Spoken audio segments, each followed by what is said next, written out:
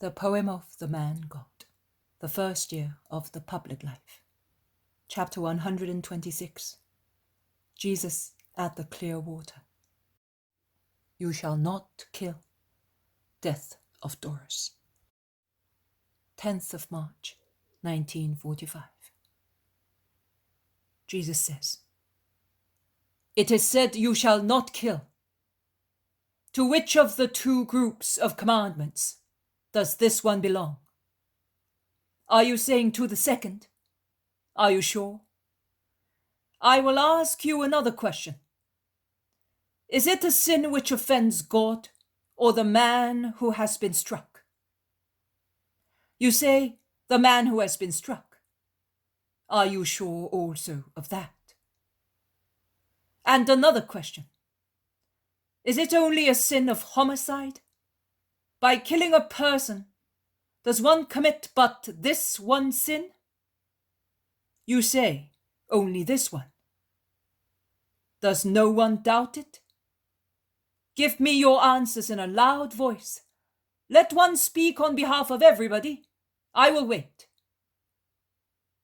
And Jesus bends to caress a little girl who has come near him and looks at him enraptured, forgetting to nibble at the apple that her mother gave her to keep her quiet. A stately old man stands up and says, "Listen, Master. I am an old synagogue leader, and I have been asked to speak on behalf of everybody. And I am going to speak. I think, we all think, that we have replied according to justice and according to what we have been taught. My certainty is based on the law concerning homicide and blows. But you know why we have come to be taught, as we know that you are wisdom and truth. If therefore I am wrong, enlighten my darkness, that the old servant may go to his king clad in light. And similarly, enlighten also these people who belong to my flock and have come with their shepherd to drink at the source of life." And before sitting down, he bows with the greatest respect. "Who are you, Father?" "Cleopas of Emmaus, your servant." "Not mine, of him who sent me, because the Father is to be given all priority and all love in heaven, on the earth and in hearts.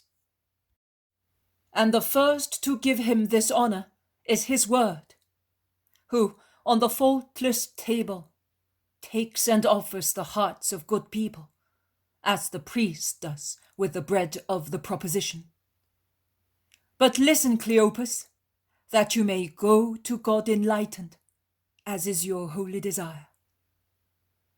When judging a fault, it is necessary to take into consideration the circumstances that precede, prepare, justify, and explain the fault. A man who has committed murder, before presenting himself to God to ask forgiveness, must ask himself, whom did I strike? What did I strike? Where? With what means? Why? How? When did I strike?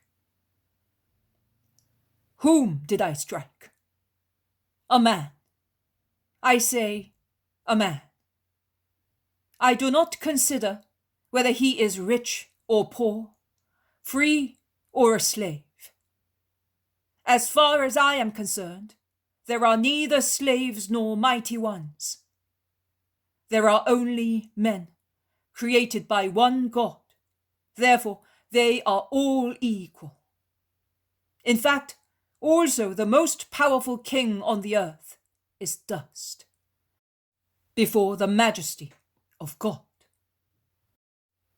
And in his eyes, as well as in mine, there is only one slavery, sin. And therefore, a slavery under Satan. The old law discriminates between free men and slaves, and subtilizes between killing one with blow and killing when the person struck survives for a day or two, and likewise. Whether a pregnant woman is killed by blows, or only the fruit of her womb dies. But that was said when the light of perfection was still far away. Now it is amongst you, and says, who kills his fellow creature commits a sin. And he sins not only against man, but also against God. What is man? Man is the sovereign creature whom God created to be the king of creation.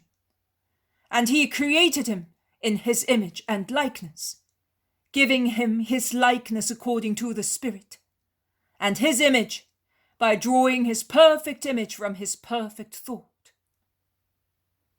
Look at the air, at the earth, at the seas. Can you see an animal or a plant, however beautiful it may be, which is equal to man? Animals run, eat, drink, sleep, procreate, work, sing, fly, creep, climb. But they do not speak. Man can also run and jump, and is so fast that he seems a fish. He can creep and looks like a reptile. He climbs like a monkey. He can sing like a bird. He can procreate and reproduce. And besides, he can speak. Do not say every animal has its language. True, one moos, another bleats, another brays, another chirps, another warbles. But the last bull will bellow exactly the same as the first one, and so sheep will bleat until the end of the world, and donkeys will always bray like the first one, and sparrows will always chirp, whilst the lark and the nightingale will sing their songs, the former to the sun, the latter to a starry night. Also on the last day of the world, exactly as they greeted the first sun and the first night. Man, instead, having not only a voice and a tongue, but also a nervous system, the center of which is the brain, the seat of intelligence, is capable of perceiving new sensations, meditating on them, and giving them names. Adam called dog his friend, and gave the name of lion to the animal that seems most like it, because of its mane around its short-bearded face. He called sheep the lamb that greeted him mildly, and gave the name of bird to the beautiful flower of feathers that flies like a butterfly, but sings a sweet song that a butterfly cannot sing. And later, throughout centuries, the children of Adam created new names. As and when they became acquainted with the works of God in his creatures, or through the divine sparks which is in man, they not only procreated children, but they also created things which were useful or harmful to their children, according to whether they were with God or against God. Those who create and do good things are with God. Those who create wicked things, harmful to their neighbors, are against God. God avenges his children tortured by man's wickedness. Man is thus the favored creature of God. Even if he is now guilty, he is still the dearest creature to him. That is witnessed by the fact that he sent his own word, not an angel, not an archangel, not a cherub, not a seraph, but his own word, clad with human flesh, to save man. He did not deem that flesh unworthy to make him liable to suffer and expiate, who, being a most pure spirit himself, could not have suffered and expiated the sin of man. The Father said to me, "You shall become man, the man I made one." He was as perfect as everything I make. He was destined to a peaceful life, a most peaceful final sleep, a happy awakening, and a most happy eternal life in my celestial paradise. But you know that nothing contaminated may enter our paradise, because there we, one and trine God, have our throne. Only holiness is allowed to stand before it. I am he who I am. My divine nature, our mysterious being, can be known only to those who are without sin. Now man, in Adam and through Adam, is foul. Go, cleanse him. I want it. From now on, you shall be the man, the firstborn, because you will be the first to enter here with mortal flesh deprived of sin, with a soul deprived of the original sin. Those who have preceded you on the earth and those who will come after you will receive life through your death of a Redeemer. Only one who was born can die. I was born, and I will die. Man is the favored creature of God. Now tell me, if a father has many children, but one is his darling, the apple of his eye, and that one is killed, will that father not suffer more than he would have suffered if another son had been killed? That should not happen, because a father should be just to all his children, but it happens because man is not perfect. God can do so with justice, because man is the only creature amongst all created things who has a spiritual soul in common with his Creator Father, an undeniable sign of his divine paternity. If one kills the son of a father, does one offend only the son? No. One offends also the father. One offends the son in his flesh and the father in his heart. Both are wounded.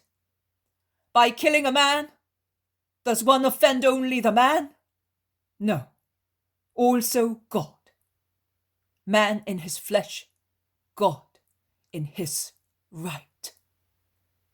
Because life and death are to be given and taken by him only. To kill is to do violence to God and to man. To kill is to enter God's domain. To kill is to go against the commandment of love.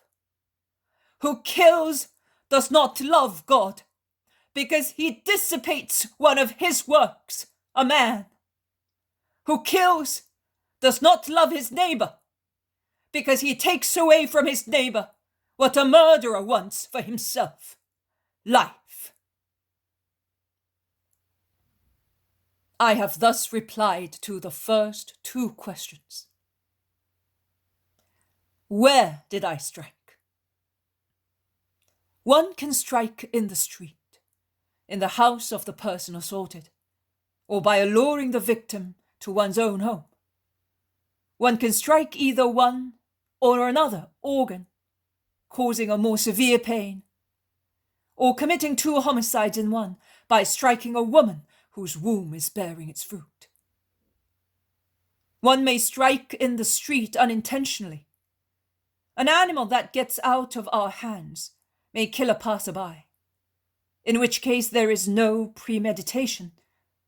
But if a man, armed with a dagger and wearing refined dissembling clothes, goes to the house of his enemy and often an enemy is a person whose only thought is to be better, invites him to his own house, under the pretext of honoring him, and then cuts his throat and throws him into a well. Then there is premeditation, and his guilt is complete in malice, ferocity, and violence. If I kill a mother and a child, then God will ask me to account for 2 deaths. Because the womb that gives birth to a man, according to the commandment of God, is sacred, and sacred is the young life that grows within it, to whom God has given a soul. By which means did I strike? In vain one says, I did not intend to strike, if he went armed with an accurate arm. In a fit of anger, also one's hand may become a weapon, or a stone picked off the ground, or a branch taken from a tree. But who inspects his dagger or an axe with cold determination and sharpens it, if he thinks that it is not sharp enough, then conceals it safely on his body so that, although it is not seen, it may be easily grasped, and being thus ready, goes to his enemy, cannot certainly say, I did not intend to strike. Who prepares a poison, picking poisonous herbs and fruits, makes a powder or drink with them, which he then offers to the victim as spices or as cider, cannot certainly say, I did not want to kill. And now listen, you women, tacit, unpunished murderesses of so many lives. It is also murder to detach a fruit that is growing in a womb, because it is of a guilty seed, or because it is an embryo which is not wanted, being a useless burden to your bodies and your wealth. There is only one way not to have that burden, by being chaste. Do not join homicide to lust, violence to disobedience, and do not think that God does not see, simply because man does not see. God sees everything and remembers everything. You ought to remember that too. Why did I strike? Oh, for how many reasons. The sudden mental turmoil which causes in you a violent emotion, such as finding your nuptial bed polluted, or a thief at home, or a dirty fellow intent on doing violence to your young daughter. The cold, premeditated planning to get rid of a dangerous witness, of someone who encumbers your way, or of someone at whose position or purse you aim. Those are some of the many reasons. And if God can still forgive, who in a painful derangement becomes a murderer, he will not forgive who becomes such through lust for power or for men's esteem. Always behave properly, and you will fear nobody's eye or word. Be happy with what you possess, and you will not aspire to other people's property, to the extent of becoming murderers in order to have what belongs to your neighbor. How did I strike? Being pitiless also after the first impulsive outburst.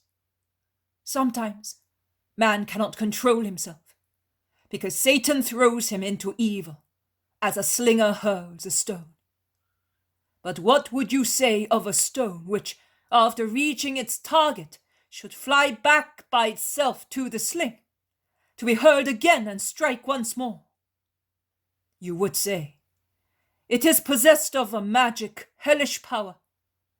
And such is man.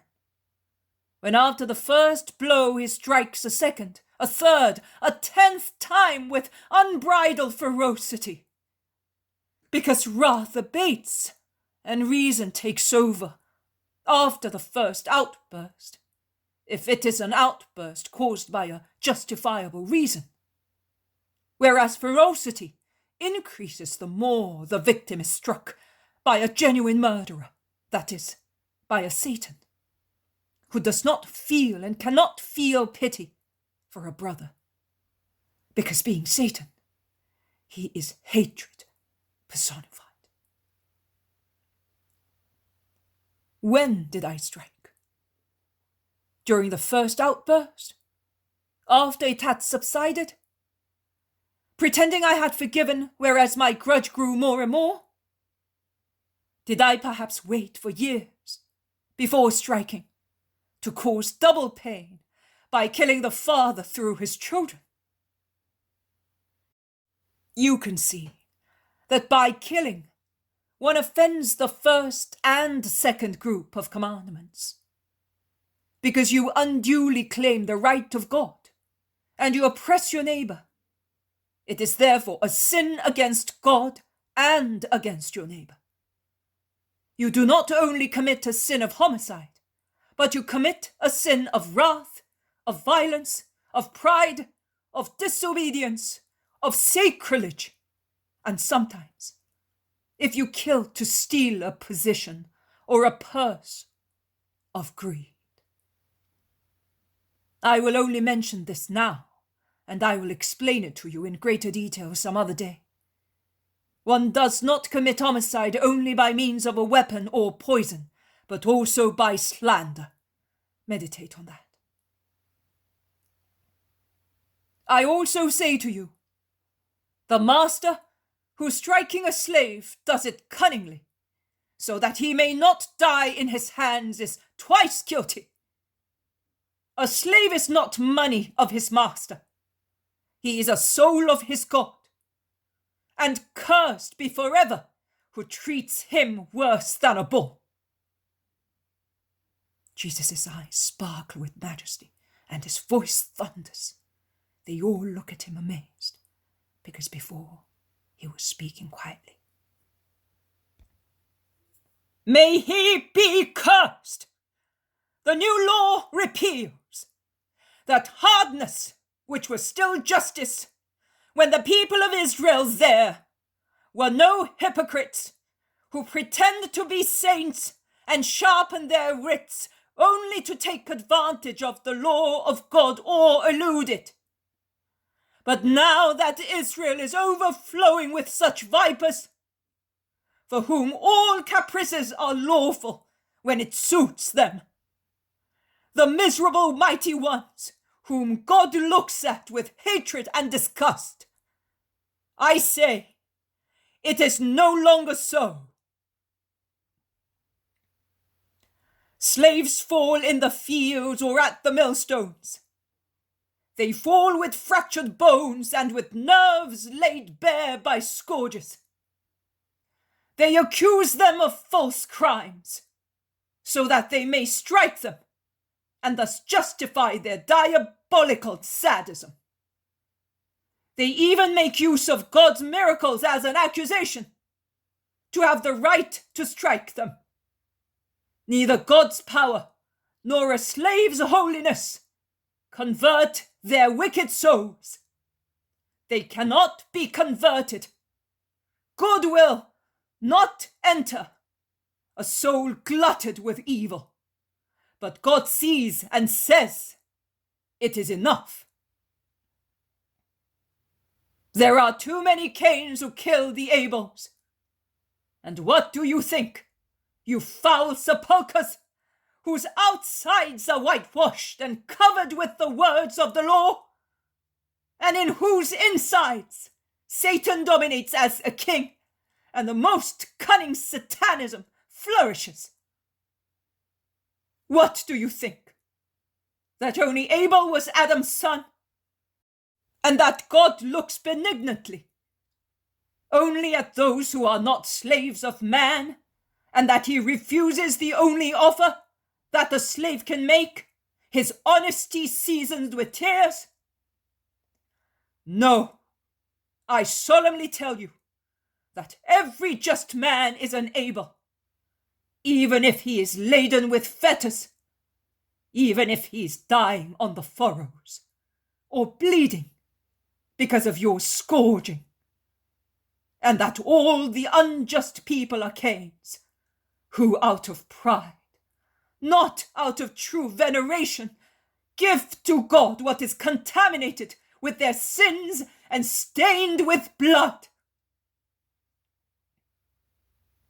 Desecrators of miracles, desecrators of men, murderers, impious people, out! Away from my sight! Enough, I say! Enough! And I can say that because I am the divine word who translates the divine thought. Away! Jesus, standing on the rough platform, is so imposing as to be frightening. With his right arm stretched out towards the door, his eyes like two blue flames, he seems to be striking by lightning the sinners present. The little girl at his feet starts crying and runs to her mother. The disciples look at one another amazed, and they look to see to whom the diatribe is addressed. Also the crowd turns round and look inquisitively. At last the mystery is clarified. At the other end of the room, outside the door, half hidden behind a group of tall countrymen, Doris appears. He looks thinner, yellower, more wrinkled, with his big nose and protruding chin. A servant helps him to move, because he seems to be semi-paralyzed. No one has seen him there, in the middle of the yard. He dares to speak in his clucking voice. Are you speaking to me? Is it for me? Yes, for you. Go out of my house. I am going out, but I will soon have a reckoning with you. Don't worry. Soon, at once, the God of Sinai, as I told you, is waiting for you. And you too, baleful fellow, because you are the cause of my infirmity and of the noxious animals in my land. I will see you again, and it will be a joy for me. Yes, and you will not be wishing to see me, because I will be your judge. He gropes, he mumbles, and falls. He's dead! Shouts his servant. The master's dead! May you be blessed, Messiah, our avenger! Not I, but God, the eternal Lord. Let no one be contaminated. Only the servant is to see to his master, and be kind to his body. And you all, his servants, be good. Do not rejoice out of bitter hatred, because he has been struck, so that you may not deserve to be condemned. May God and just Jonah be always your friends, and I with them. Goodbye. But did he die by your request? Asks Peter. No, but the Father came into me. It is a mystery that you cannot understand. It is enough for you to know that it is not right to strike God. He avenges himself by himself. Then could you not tell the Father to let all those who hate you die? Be quiet. You do not understand what your mentality is. I am mercy and not revenge. The old man, the head of the synagogue, comes near and says, Master, you have answered all my questions, and light is in me. May you be blessed. Come to my synagogue. Do not refuse an old man your word. I will come. Go in peace. The Lord is with you. while the crowds go away very slowly. It all